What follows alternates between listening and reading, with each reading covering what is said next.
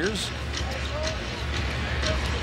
4-13 since the Monte Ellis deal, but you're going to lose games when the guy that you traded for isn't playing. And they knew that Andrew Bogut was not going to be healthy, and that the move was made really for the future. And they're obviously very high on Bogut, and if he can get injury free, got a ton of talent, as we saw a few years ago when he was third-team All-NBA center. Right now, Tyler is the center. He is just a couple of years removed from high school. He left after his junior year of high school to play overseas and is now a rookie in the NBA. Here's David Lee with 5 on the shot clock. Lee averaging 20 points per game. Misses that shot. And here comes Raymond Felton. Been an up and down year for him. His first as a Blazer after coming over in a trade with Denver.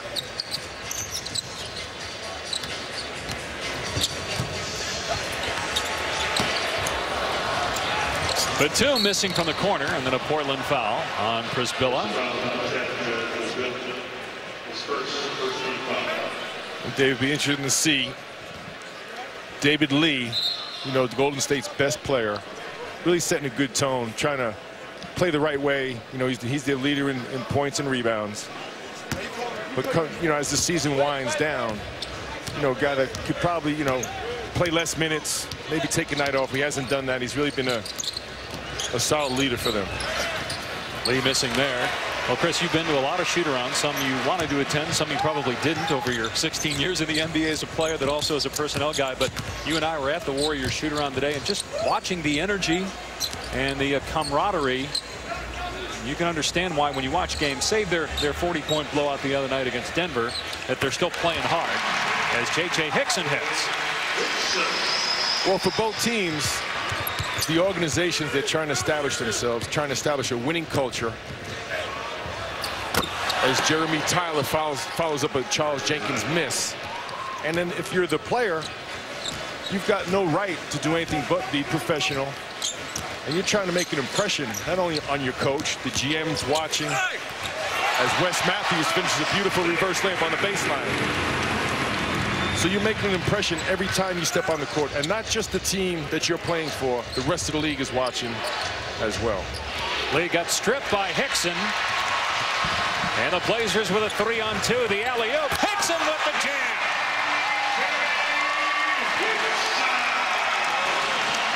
J.J. Hickson has had some incredible moments in just 12 games as a Blazer. He's averaging 13 points per game. He was released by Sacramento. One time a coveted power forward because he was in Cleveland. And the Cavs moved him to the Kings, and then he didn't get a lot of playing time in Sacramento, but he is making the most of his opportunity here in Portland. Felton with the jumper, and the Blazers off to a good start offensively. And Dave, you also owe a lot to your fans. Look at this great crowd here tonight. Some of the best certainly in the NBA. They sell out every game here as Lee was able to put it in. His first basket. David Lee finishes with both hands equally as well. They're finishing with his right. Tough cover in the paint. Wright with the steal as Batum tried to kick it out to Hickson. Right behind the back, and Tyler missed the dunk. Prisbilla with a challenge.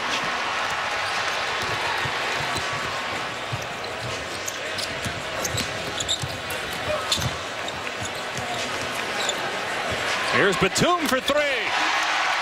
Well, there's been a lot of turnover here in Portland, but one of the mainstays is Nicholas Batum, just 23 years of age, averaging 14 points and shoots close to 40% from 3. And he's an up-and-coming star, great perimeter defender, long arms, good offensive player as well. He's got all-star talent. Tyler no. Prisbilla with a rebound. Portland has made 5 straight shots from the field.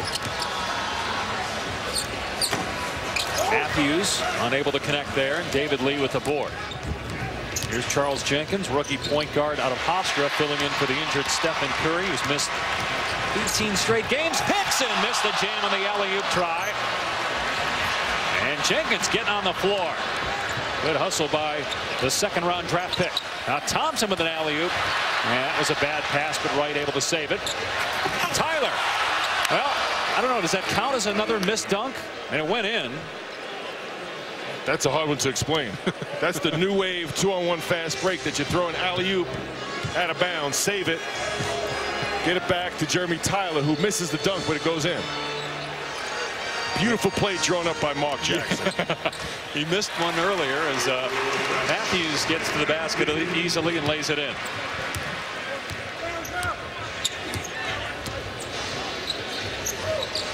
Here's Darrell Wright, who last year led the NBA in made threes. His shot has not been there this year, around 36% from behind the arc. That's really the one position of uncertainty with the Warriors. With Lee, Bogut, Steph Curry, and Klay Thompson, you really have 4 of your 5 starters for next year. Hickson, no. Here's Lee running the break. And Darrell Wright able to finish off the window.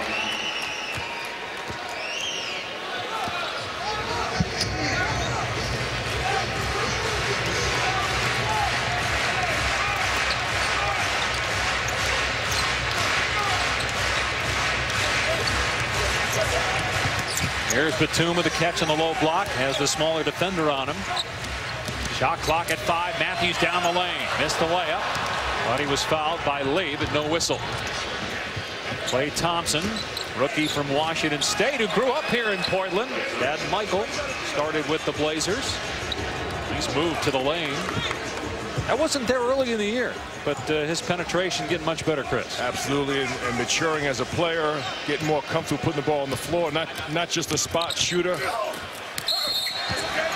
As Prisbilla draws the foul in the paint, but Klay Thompson is a great shooter, but he's learned how to use that shot to generate other plays on the floor, and he showed the 3, got to the paint.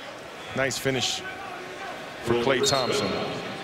I think that's the next part of his development. He's been great since the Monte Ellis trade, but not just being a shooter, being a scorer and a playmaker, getting to the free throw line, and he's really improving in all those areas. His scoring average has almost doubled as Prisbilla's at the free throw line. Since the All-Star break, you look at his number 17.6 since the trade. He actually has had the biggest improvement in terms of scoring since the All-Star game, with Goran Dragic of Houston, number 2. We asked Mark Jackson what's different. He said really just opportunity. Thompson's game hasn't necessarily improved. He's been this good all year. It's just he's getting a chance to show it now with Monte Ellis no longer on the roster. And I agree with that, but with opportunity, you still have to come through. And Klay Thompson has done that. He kept himself ready, keeps himself in the gym, and you see steady improvement in all areas. He's really, really talented player. Great pick by the Warriors, Klay Thompson. Here's a 3 by Felton. And rebounded by Brandon Rush, who's come into the game earlier today about returning to Portland. I was a huge Blazer fan, huge fan of Rasheed, you know, Damon Stoudemire, Sabonis, you know, that squad when they made that playoff run. And, yeah, I've come to this arena so much in my life. You know, it's weird coming back and actually playing in it. But it's fun to be out here playing in front of friends and family. He was born about the time when the Blazers actually were really good. Drexler and Porter, those days when they were in the finals.